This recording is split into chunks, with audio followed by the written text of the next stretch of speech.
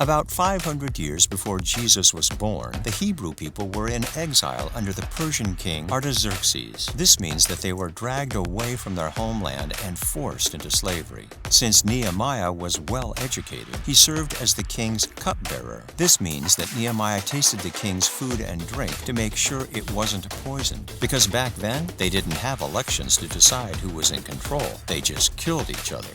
Brutal. Anyhow, being the cupbearer was all about one thing: being trusted by the king, because the cupbearer was the last line of defense between the king and being poisoned.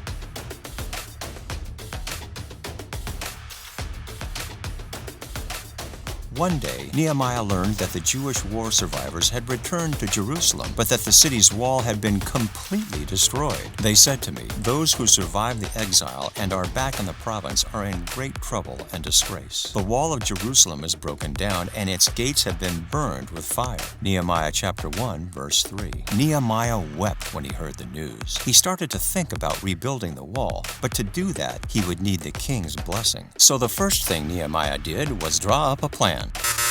The first thing he did was make a list of his resources. The first thing he did was ask the king for help? Take out a line of credit? Did an internet search for how to build a wall? Put together a wall building committee? Prayed to God.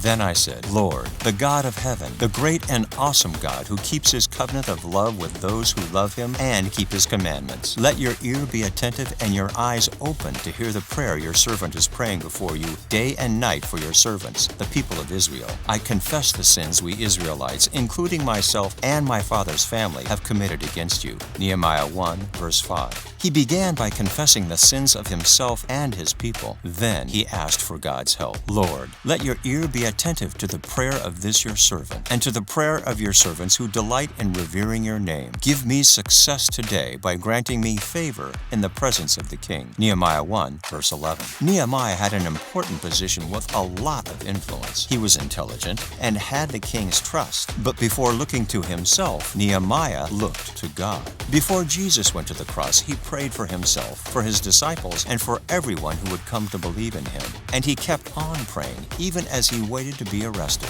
Then Jesus went with his disciples to a place called Gethsemane, and he said to them, "Sit here while I go over there and pray." Matthew 26, verse 37. When we have a problem, we usually act first, then pray. But God is faithful, and he wants us to look to him first.